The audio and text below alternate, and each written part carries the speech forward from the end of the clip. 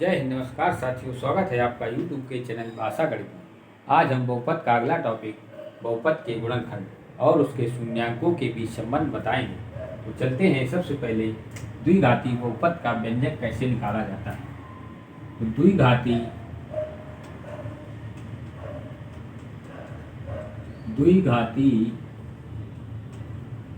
बहुपद का व्यंजक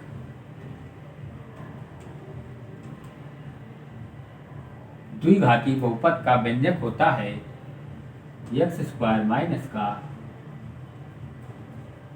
alpha plus beta into x plus का अल्फा इंटू बीटा। समझ में आया।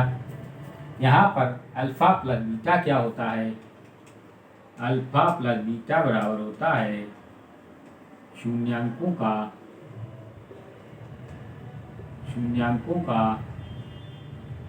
योगफल। शून्यांकों का योगफल। अल्फा इंटू बीटा होता है शून्यांकों का गुणनफल। शून्यांकों का गुणनफल। समझ में आया। आपसे सवाल पूछा जाएगा, द्विघाती बहुपद का व्यंजक निकालिए। दिया जाएगा शून्यांकों का योगफल, माना मैंने 4 दे दिया, और दिया जाएगा शून्यांकों का गुणनफल बराबर 2 दिया गया। कहेगा द्विघाती बहुपद का व्यंजक निकालिए। तो आप फार्मूला याद करना पड़ेगा और यहाँ लिखेंगे द्विघाती बहुपद का व्यंजक x square alpha into beta into x plus का अल्फा इंटू बीटा। यहाँ लिखेंगे x square minus alpha plus beta का मान 4 रखेंगे, तो x plus alpha into beta का मान 2 रखेंगे। तो आपका अभीष्ट समीकरण x square minus 4x plus 2 जो कि प्राप्त हुआ। समझ में आया। इसी प्रकार आपको सवाल दिए जाएंगे, आप इनको तुरंत बड़ी आसानी से इस फार्मूले में रखेंगे और आपका व्यंजक बनके तैयार हो जाए। आगे चलते हैं। बहुपदों का गुणनखंड कैसे किया जाता है और उनके शून्यांकों को कैसे निकाला जाता है। शून्यांकों के गुणांक कैसे निकाले जाते हैं।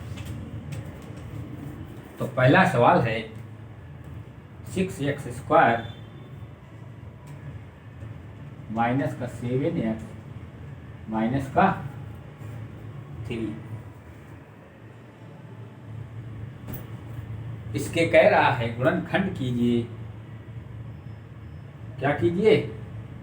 गुणनखंड। और शून्यांकों के, सबसे पहले शून्यांकों के गुणांक निकालिए। क्या निकालना है? शून्यांकों के गुणांक। शून्यांकों के गुणांक क्या होते हैं? शून्यांक हमने बताया था, किसी भी व्यंजक का शून्यांक क्या होता है? बहुपद की घात ही बहुपद का शून्यक होता है। और शून्यक उस सवाल में जो उत्तर आता है, जो उसके अभीष्ट गुणनखंड होते हैं, वही उसके शून्यांक होते हैं। तो इसके शून्यांक क्या होंगे? यानी x का मान जो होगा वही इसका शून्यांक होगा। और x के जो मान क्या है, इसके गुणांक क्या है? ये इसके गुणांक। तो गुणांक भी ज्ञात करना है। तो कैसे ज्ञात करेंगे? सबसे पहले हम व्यापक समीकरण ax square plus bx plus c से यहाँ लिखेंगे तुलना करने पर। क्या करने पर? तुलना करने पर। एज इट इज इस तरह का सवाल आएगा तो आपको सेम इसी तरह से करना। ax square plus bx plus c से तुलना करने पर एक्स स्क्वायर का जो गुणांक होगा वो क्या होगा? a का मान। तो a बराबर 6। x का गुणांक जो होगा वो होगा b का मान, यानी -7 चिन्ह सहित लेंगे। c का मान क्या होगा? -3। अब क्या होता है? शून्यांकों का योगफल। शून्यांकों का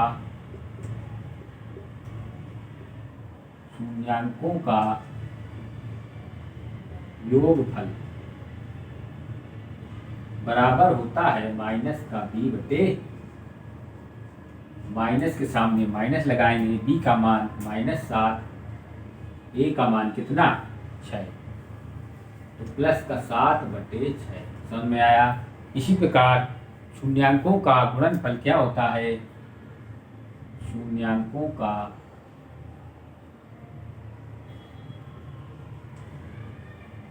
गुणनफल बराबर, गुणनफल को हम अल्फा इंटू बीटा लिखते हैं और ये होता है सी बटे ए। सी का मान -3, ए का मान 6। 3 का 6 में भाग देंगे तो -1/2। समझ में आया? ये तो थे शून्यांकों के योगफल और गुणनफल। अब इसका कहता इस व्यंजक का गुणनखंड भी कीजिए। तो कैसे किए जाते हैं बताते हैं।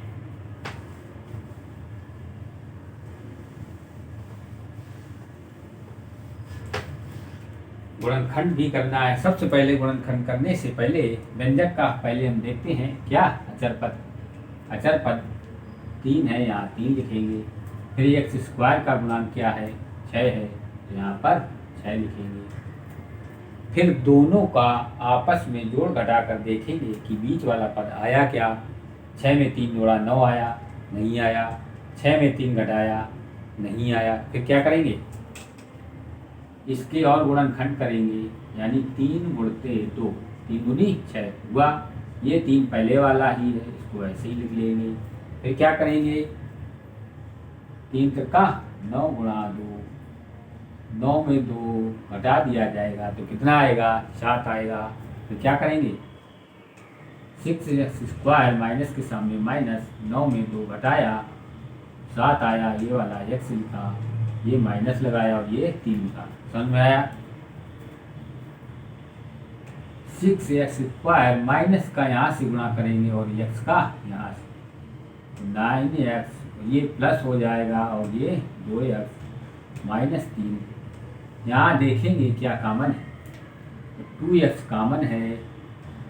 2x का यहाँ भाग देंगे तो 3x आएगा और यहाँ पर माइनस का 3 आएगा। समझ में आया? यहाँ पर 3x कॉमन लेंगे और यहाँ पर 2 आएगा और यहाँ पर 3 आएगा। यहाँ पर प्लस का 1 कॉमन लेंगे, 2x माइनस का 3 आएगा। समझ गए? पूरे से 2x - 3 कॉमन लिया, यहाँ पर 3x प्लस का 1 बचा। समझ गए कि नहीं? अब इसके शून्यांक निकालेंगे।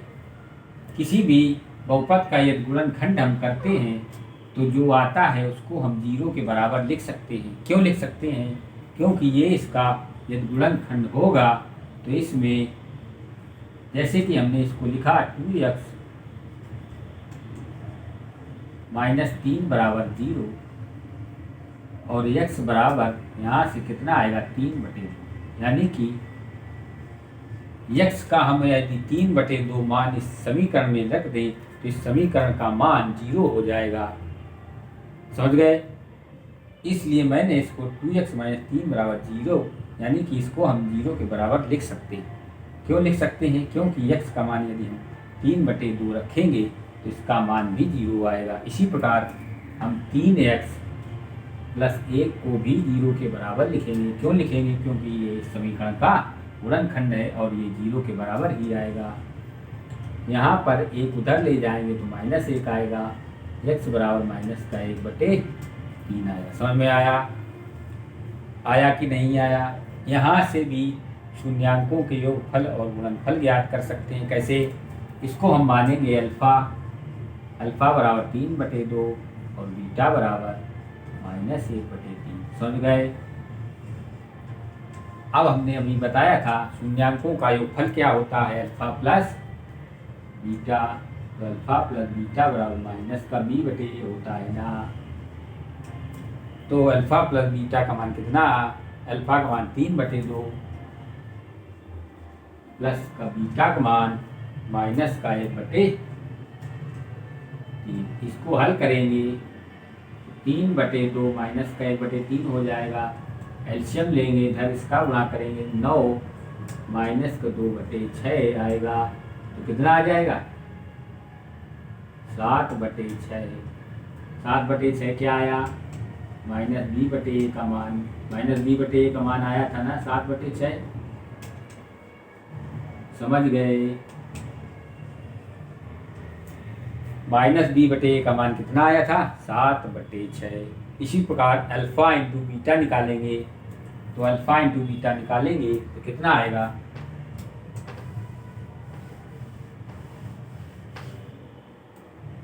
अल्फा इंटू बीटा बराबर c/a, यानी c/a का मान कितना आया था? अल्फा का मान 3/2, बीटा का मान कितना? -1/3।